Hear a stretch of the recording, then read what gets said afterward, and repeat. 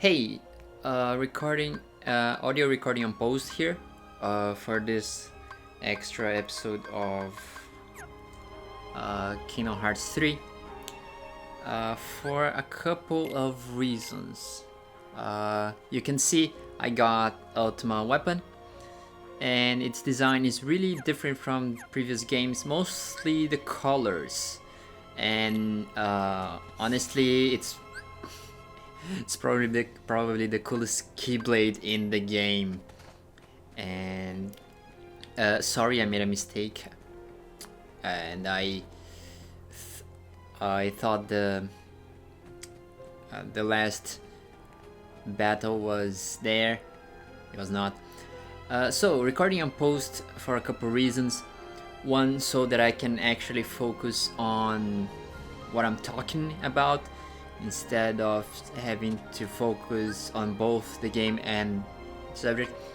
I accidentally already cleared this one before because I thought after I'd done all the battle stations, it would actually unlock on number 15.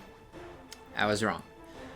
However, this run was slightly different from the first time I tried because of input delay. The recording made it harder for this part. First time I did it, I managed to get all excellence and yeah, the pattern I wanted on the floor, and that if I'm not remembering wrong, this took half of the Heartless HP, which made the rest of the fight much easier. So yeah, first reason that I'm recording on post is so that I can focus on what I'm talking about. Second is to go ahead and do a few corrections, the ones that I have already in my mind, here now on this episode, instead of doing it on the analysis and remarks and whatever episode. So yeah, this is so far the only extra boss, optional boss in the game, and as you can see, it's a cool, really cool Heartless that has two swords, a lot of flashy moves, and fire on his feet that he uses as wheels to move faster. And this is ultimate form, where the Keyblade turns into an actual sword, and Sora can summon swords from wherever, and actual swords, not just Keyblades. And don't know if it was easy to see there, but Sora in ultimate form can glide, like natural glide, like final form in Kingdom Hearts 2, and he actually teleports. He can teleport straight to an enemy, and that was the optional boss. I forget its name, I'm sorry. And now I'm going off to the Gummi final bosses, the ones you need over 200 speed for. I take some time to find them because I don't really remember where they were, like in a general sense. So I have a little bit of time here. So first correction, Xion. I said Xion was a clone of Sora. That was wrong. I didn't really play 358 Days Over 2. Yes, I know the name now, and I know how to actually pronounce it. And I think I only played the very beginning of the game. For whatever reason, I didn't continue. And it's a DS game, so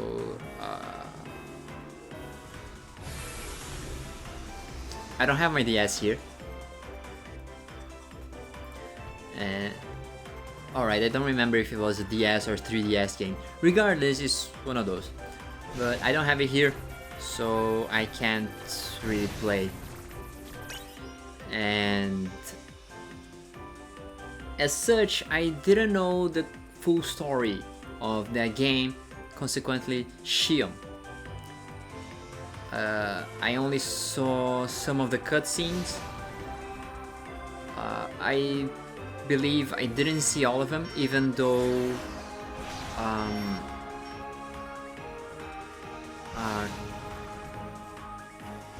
2.5 has all of them. You know, 1.5, 2.5 has the HD version of all the cutscenes. I feel like I didn't really see them, not all of the game. Again, for whatever reason, I don't really remember. But because of that, I didn't know the full extent of Shion's story. So just to correct myself, Shion is actually a replica of Roxas. And she was created using Sora's memory. And because the strongest memory at the time was Kairi, Shion has the same looks like Kairi, although for some reason just her face and eyes and not her hair or the color of her hair. Go figure. But the point is, Shion is a replica of Roxas, not Sora. She was made by Organization 13 so that if Roxas betray them or something, they would still have a Keyblade user that they could use to create Kingdom Hearts.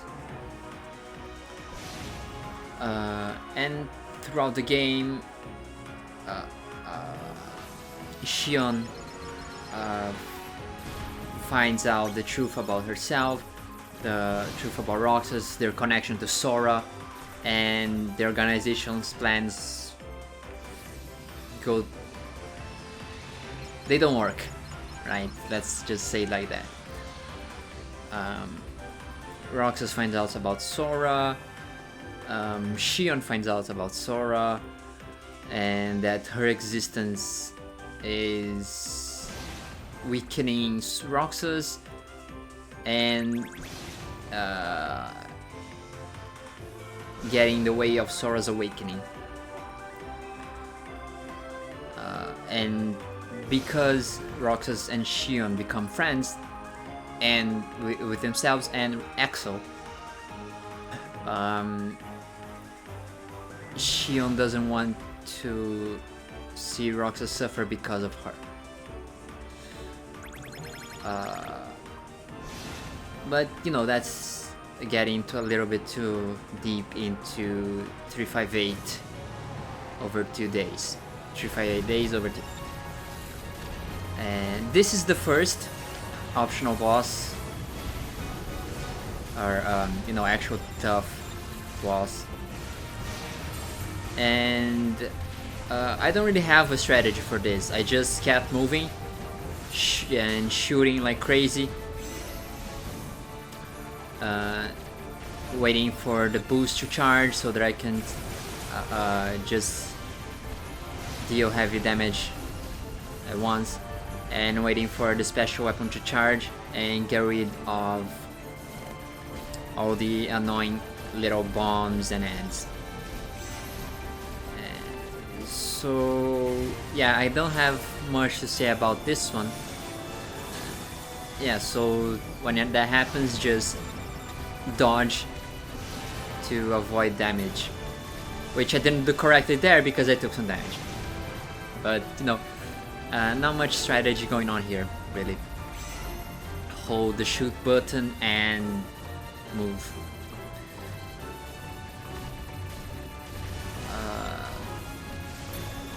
So to keep myself from going too deep into 258 Days Over 2 story, I'm just going to stop there,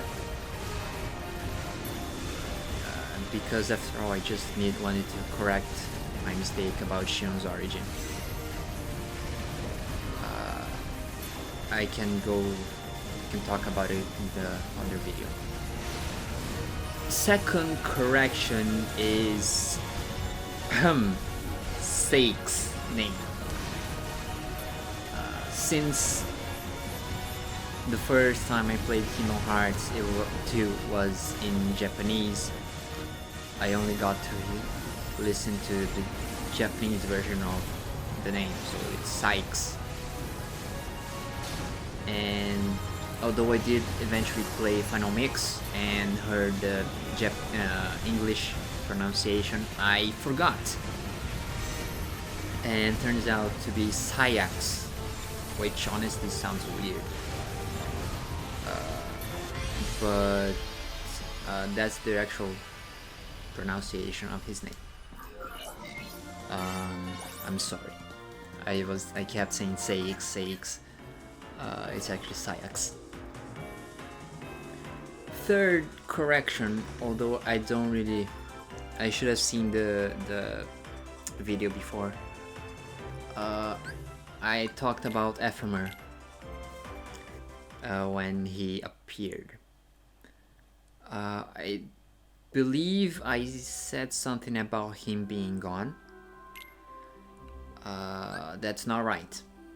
I didn't know much about Kingdom Hearts Key or Union Cross at the time, so there wasn't much that I can say about it, and most of it was probably wrong. But Ephemer isn't gone. Isn't gone or dead.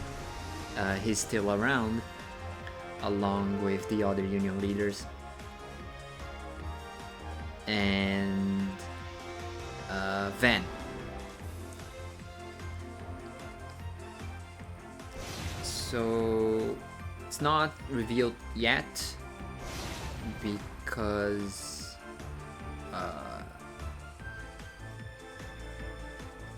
we're still in the middle of the story for Union Cross. But Ventus is from the time before the Keyblade War, the first one. I missed the spot there, so I went a little bit above where the fight actually triggers. So yeah, Van is from before the Keyblade War, and somehow got sent to the future.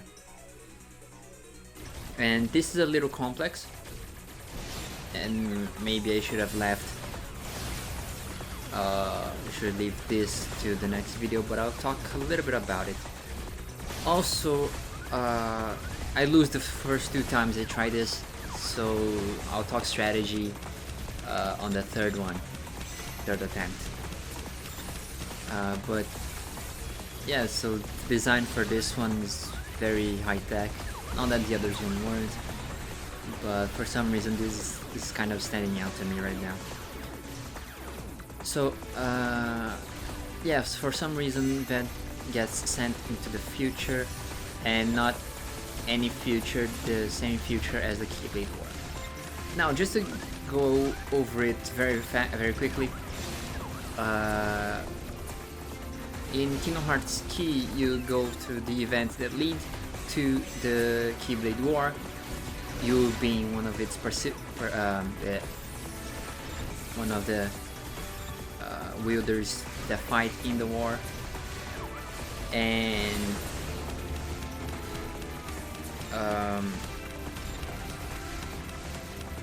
eventually I don't remember if everyone or most of the wielders died, which honestly is the whole origin of the Keyblade Graveyard.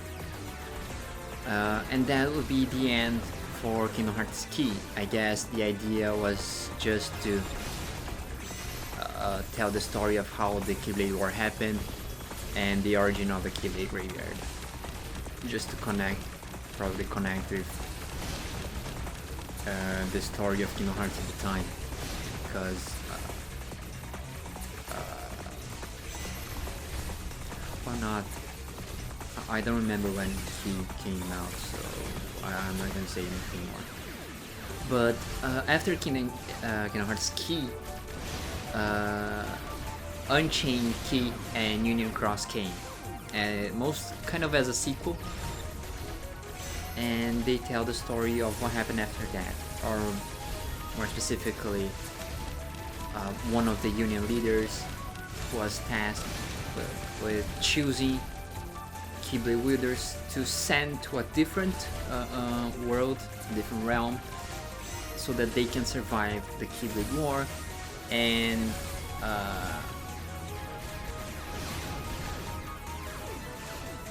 so that the wielders can continue to exist in the future. One of those wielders chosen to not take part in the war was Ephemer, and he became one of the 5 new Union leaders. The other members being Skuld, Van, Brain, and Laurian, who is the human form of Marluxia, by the way. Now, at the current point of the Union Cross story, we still don't know how Ventus got sent to the future and the world, the same realm that the Keyblade War happened. So Vent was in the world that was going to was in the realm where the war was going to happen. He got sent to a different one, and due to events we still don't know, got sent back to the same realm as the Keyblade War, but in the future.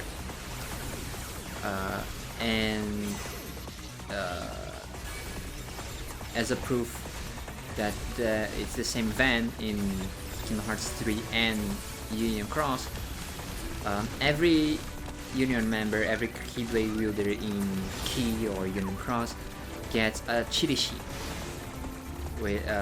which is that Dream Eater that assists the wielder. And since in the ending of Kingdom Hearts 3, Van gets reunited with his Chirishi, that's the same Van as Union Cross. So I guess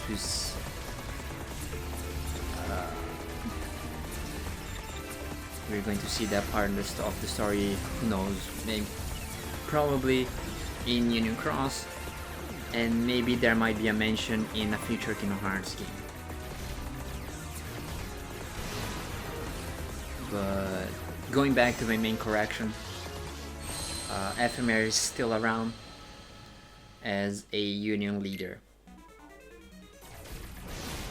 Okay, all that going around, telling more than I planned to was good timing.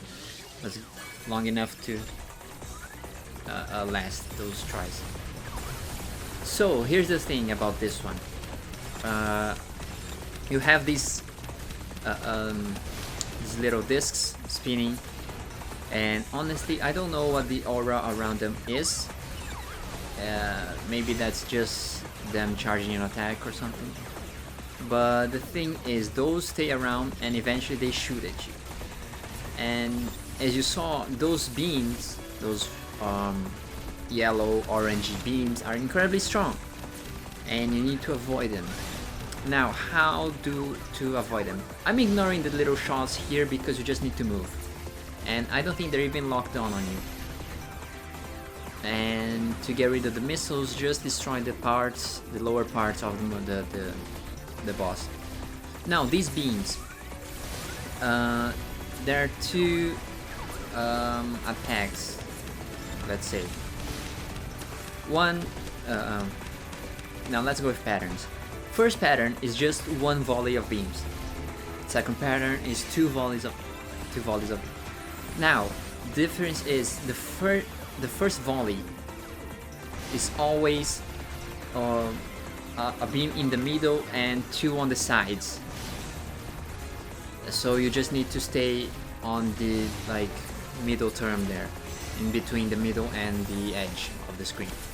Second volley always targets the spaces in between that it missed on the first volley.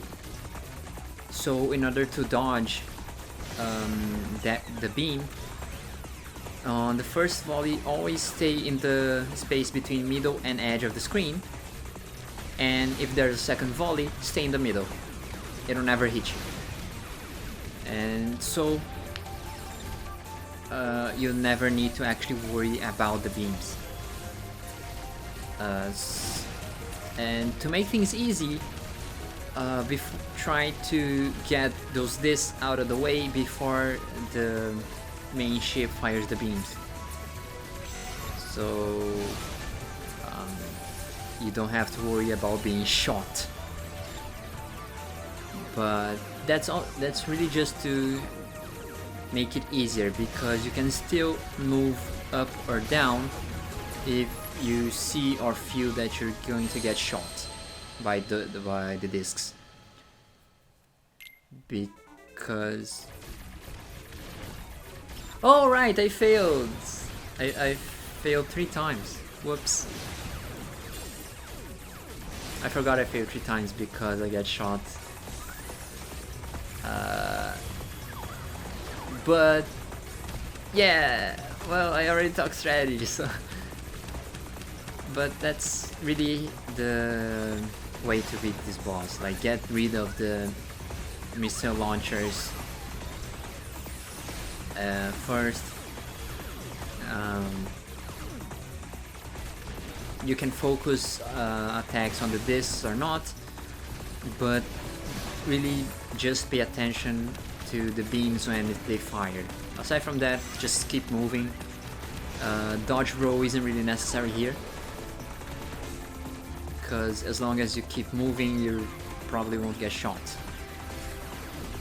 So that's basically the strategy for this fight.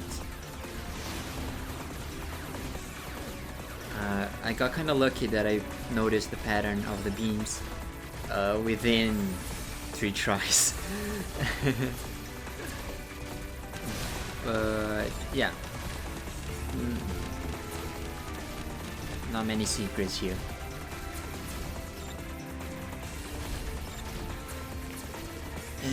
I think that's all the corrections I needed to do, or at least those are the ones that I remember right now. I might do a few others in the next video if I remember or not, or something like that. But I guess that for now that's it regarding corrections.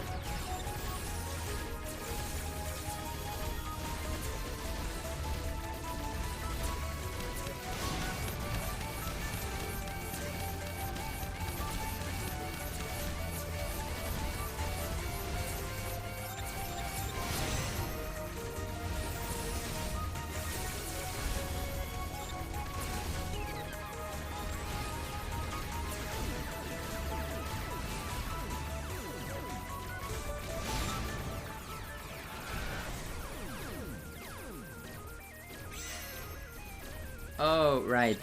This second phase. So yeah, you beat the big machine, and then this small one takes its place. So I didn't realize until a couple minutes from now, from now in the video, but uh, it this little ship moves 4 times and then stops to attack. It can either lunge itself towards the player, towards you like that, or just shoot a couple bullets while moving sideways. So my strategy here is hold the shoot button because a bullet might hit it while it's moving, and when it stops, use the boost attack and keep moving so that you don't get hit. But that's basically it. You can see that it has way less HP than the other form, so it's, again, it's not really that hard. Keep moving, don't risk too much when it's shooting stuff at you, and use all the opportunities you get when it stops after 4 movements.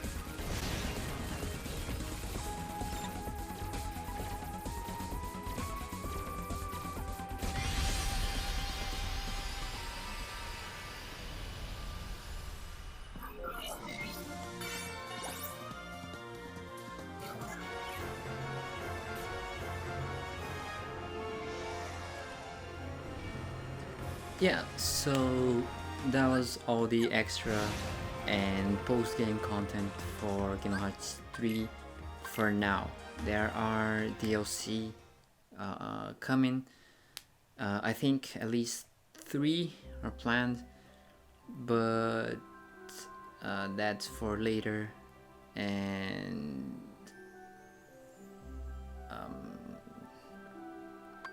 I'll talk about it next time.